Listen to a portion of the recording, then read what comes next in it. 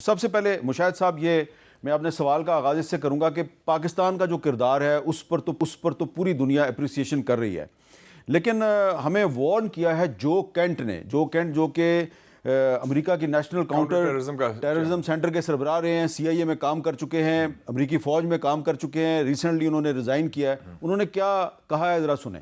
It's absolutely essential that we ensure that the Israelis do not sabotage this two-week ceasefire or eventually the lasting peace that we're trying to achieve with the Iranians. Israelis doing what they have done in past negotiations and targeting the negotiators or taking a series of strikes that escalates the conflict. Israel could spoil any peace that President Trump is working to achieve. So we have to keep that in mind. Mushahid صاحب، کیا آپ کے خیال میں Nitin Yahoo اس cease fire کو sabotage کرنے کی کوشش کر رہے ہیں؟ پہلے تو میر صاحب میں سمجھتا ہوں کہ آج بڑا مبارک کا مقام ہے، واقعی جو پاکستان کا رول ادا کیا ہے تاریخی ہے، اور مجھے تو اسلامک کانفرنس یاد آ گئی بھٹو صاحب نے جو 1974 میں کی تھی، کہ آپ کی ایکسیپٹیبلٹی، آپ کی لیڈرشپ رول اور آپ کا جو پل کا کردار ہے۔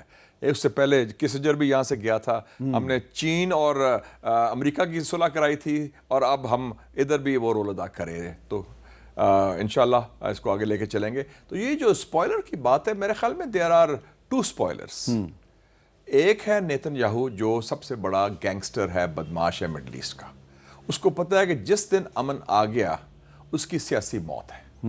اور دوسری بات ہے کہ یہ جو انیشیٹو لیا ہے ٹرمپ نے، اس سے NOC نہیں لیا، کیونکہ وہ ٹرمپ اتنا وہ گھبرا گیا تھا، پھنس گیا تھا دلدل میں، کہ انہوں نے اپنا اور اسرائیلین لیک بھی کر دیا کہ ہمیں تو بہت لیٹ۔ نیو یارک ٹائمز میں سٹوری بھی آ گئی۔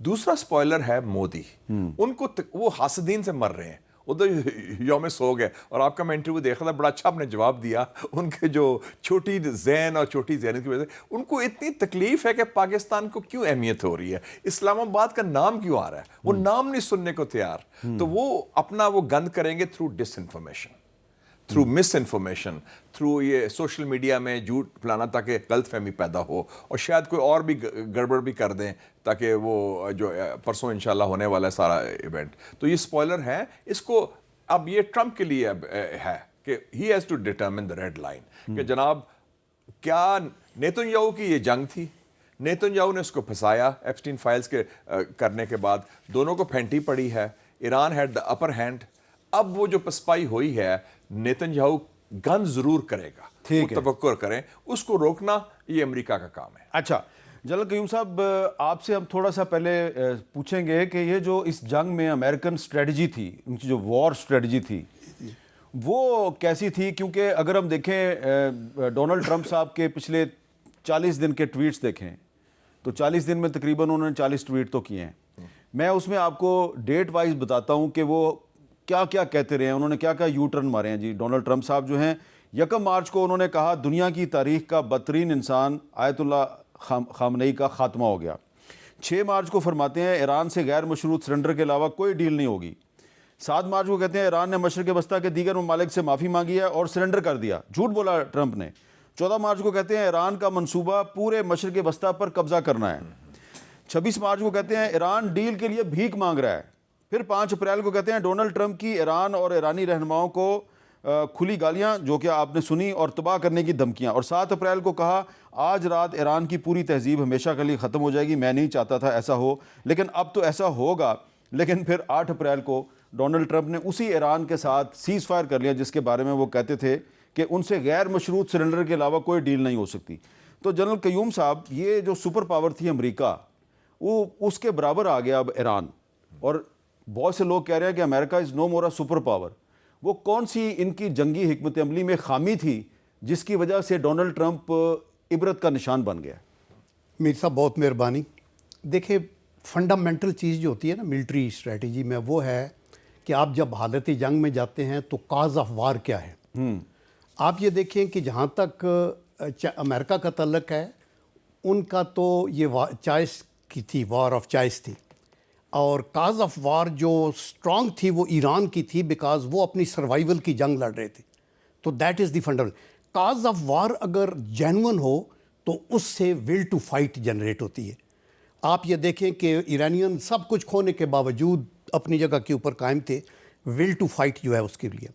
اس کے بعد امریکہ کی انٹیلیجنس فالٹی تھی، بیکاز دے تھاٹ کہ ایک ڈاکٹرین ہوتی ہے ملٹری کی، shock and awe, that's a proper doctrine کہ جاؤ کوئک کرو اٹیک اور ان کو بالکل ان کے مورال کو ڈاؤن کر دو اور وہ آپ پہ خود بیٹھ جائیں گے اور پھر ہماری فتح ہو جائے گی. یہ غلطی تھی. سیکنڈ، امریکہ نے یہ بھی غلطی کی کہ انہوں نے یہ دیکھا کہ ایران کے اندر جو سینٹر آف گریوٹی ہے وہ پرسنالٹی میں ہے، ویئر ایز دس واز اے مس کیلکولیشن. ان کی سینٹر آف گریوٹی، ان کے سسٹم، ان کی آئیڈیالوجی اور ان کی ڈیپ روٹیڈ کنوکشن کے ایران جو ہے وہ اس کے نیشنلزم کے اندر تھی. پھر انہوں نے جب یہ اس میں فیل ہوئے تو پھر انہوں نے وار آف اٹریشن شروع کی کہ یہ تو نہیں ہوا تو ان کے برجز اڑاؤ، ان کے اسکول، یونیورسٹیز، بچوں کے اوپر ان کی فیسلٹیز باقیوں کو اڑائے. اس میں بھی جب ناکامی ہوئی تو پھر یہ سرنڈر ہوا، بیکاز یہ سرنڈر امریکہ نے کیا ہے. یا آف کورس دیکھیں، ورنہ ادروائز جب اگر آپ یہ کہہ رہے ہیں کہ جی ہم نے تو ختم کر دیا، نیوکلیئر بھی ختم ہو گیا، یہ بھی ختم ہو گیا، تو آپ نے تو ریجیم چینج کدھر ہوئی؟ میں بھی ان کے سیکرٹری ڈیفینس کو سن رہا تھا.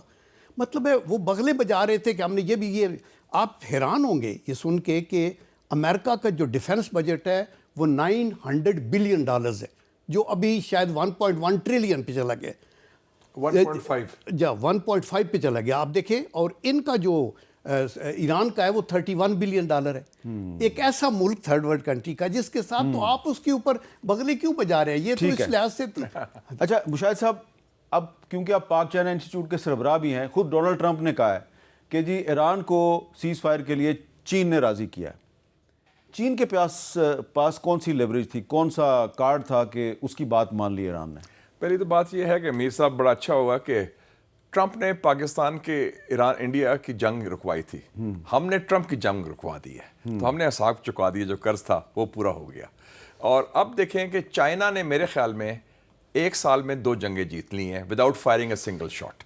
ایک گولی چلائے بغیر چائنا نے 2 جنگیں جیتی ہیں.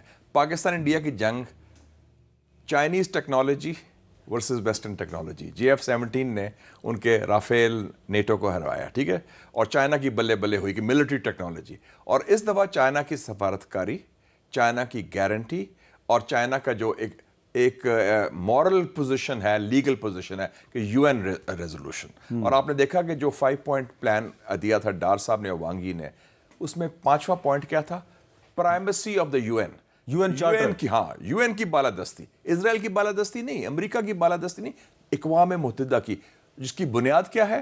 انٹرنیشنل لا اور UN چارٹر. سو چائنا اس میں 2 جنگیں جیت کے بہت امپورٹنٹ پوزیشن میں آ گیا، کیونکہ امریکہ کا تو ہمیں اگری کر لیا، جیسے انہوں نے جنرل صاحب نے بالکل ٹھیک کہا کہ ٹوٹل فیلئر ہوا، مس کیلکولیشن ہوئی، اور یہ تکبر کی بھی نشانی ہوتی ہے. یہ قرآن شریف میں بھی ہے.